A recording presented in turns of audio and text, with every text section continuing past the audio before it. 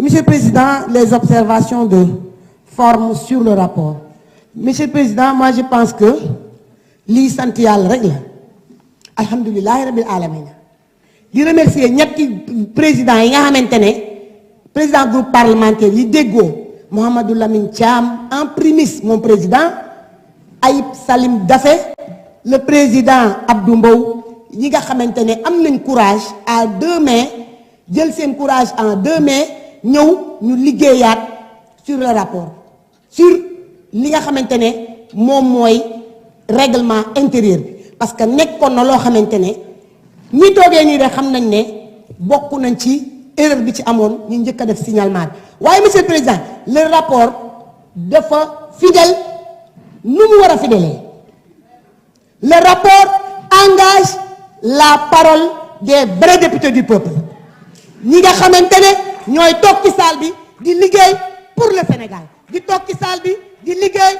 pour le Parlement sénégalais monsieur le président nous vous félicitons ana yow micro ya buuxuma ko nous félicitons les députés qui sont ici du matin au soir képp ku fàtte ni nag yàlla dafa wax ca aayaam ba ne allahumma malikal mulk tuuti mën ko mën tajaw wa tanzilul mulk mën tajaw bi yadikal xayri inaaka ulik bu la neexee lu la neex defal fii yàllaa fii ni doomu aadama yi bu ñuy dem yàllaa leen di gunge asalaamaaleykum wa rahmatullah.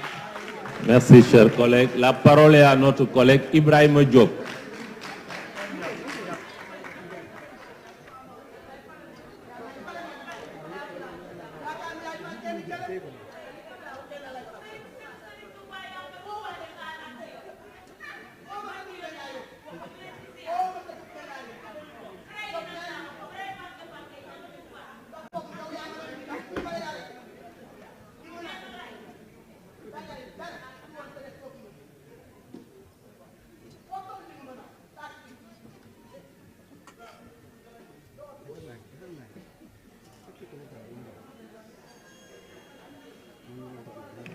Merci, Monsieur le Président.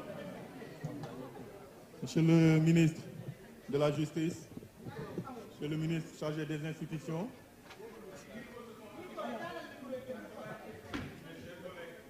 honorables députés, maa ngi nuyu.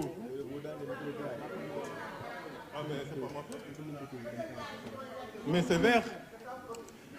Donc maa ngi nuyu les Sénégalais de la diaspora, particulièrement ceux de l'Europe du Nord, de l'Ouest et du Centre. Donc j'ai quelques observations de forme à faire. Page numéro 1, exposé des motifs, paragraphe 4. Alors vous avez accordé le verbe sous-tendre par le complément du nom, motif. Donc là on devrait l'accorder par le sujet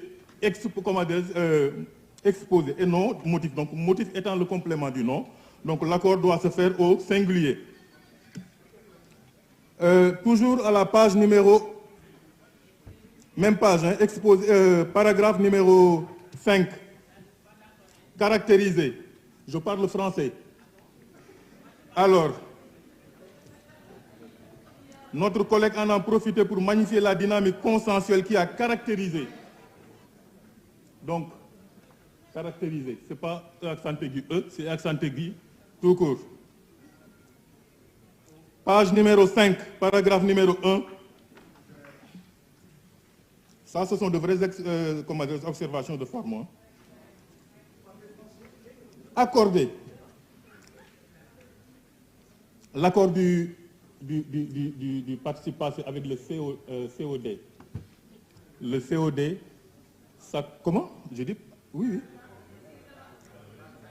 Page 5, paragraphe numéro 1.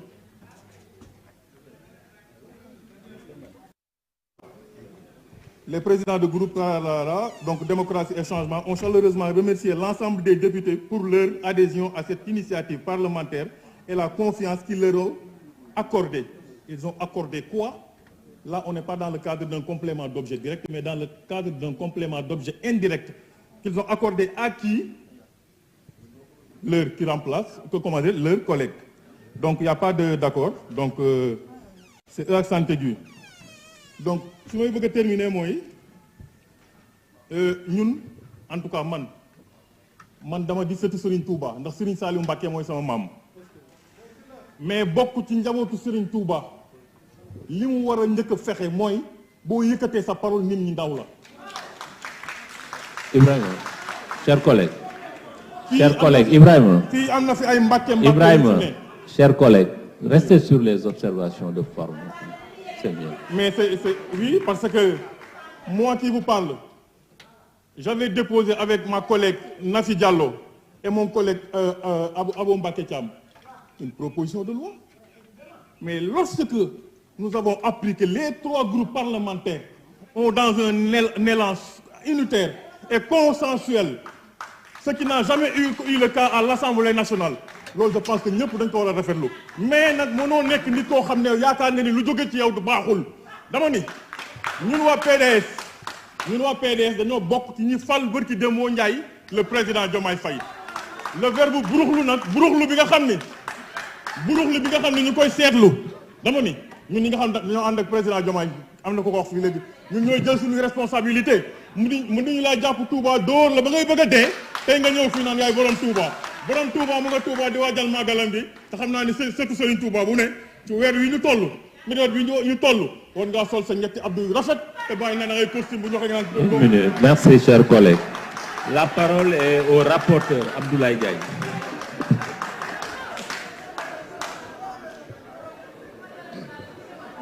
Merci beaucoup, Monsieur le Président. Par rapport aux observations, je voudrais d'abord préciser que le rapport a été très fidèle. On a juste rapporté ce que nos collègues députés ont dit durant la commission technique. Il a été bien précisé qu'il y a des collègues députés. Je peux même citer leur nom. Ma collègue Nafi Diallo, Abou Mbacké Thiam, avait déposé une proposition de loi, de même que vous. Mais on a dit clairement que si des députés déposent une proposition de loi et n'ont pas les moyens de la faire prospérer, il faudrait que cette proposition de loi soit portée par le bureau pour pouvoir convoquer une session extraordinaire. Et cela a été bien énuméré dans le rapport. Donc, dire que le rapport n'a pas été fidèle, c'est de la mauvaise foi. L'autre aspect que je voudrais dire par rapport aux observations de forme, c'est important. Ici, ce n'est pas l'exposé qui sous-tend, c'est les motifs qui sous-tendent. Donc, par rapport aux autres observations, j'ai des réserves, mais elles seront bien prises en compte. Je vous remercie. Merci, chers collègues. La discussion générale est ouverte sur les conclusions de la commission. Quels sont ceux qui demandent à intervenir? Pour la prise de parole, merci d'insérer vos cartes et de suivre les indications qui s'affichent sur l'écran de votre micro.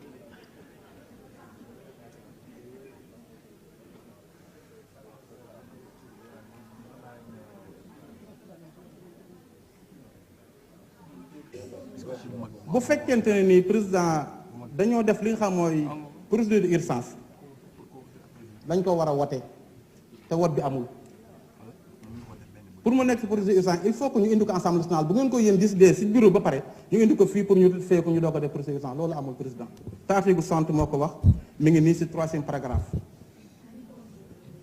Monsieur le président boo jëlee article 73 waxaat na ko ci li nga xamante mooy 2e paragraphe.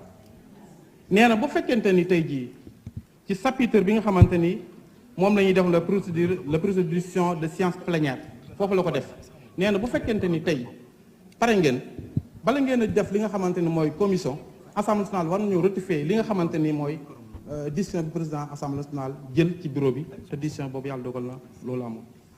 monsieur le président boo jëlee loi bi ci article 32 bi dafay wax ni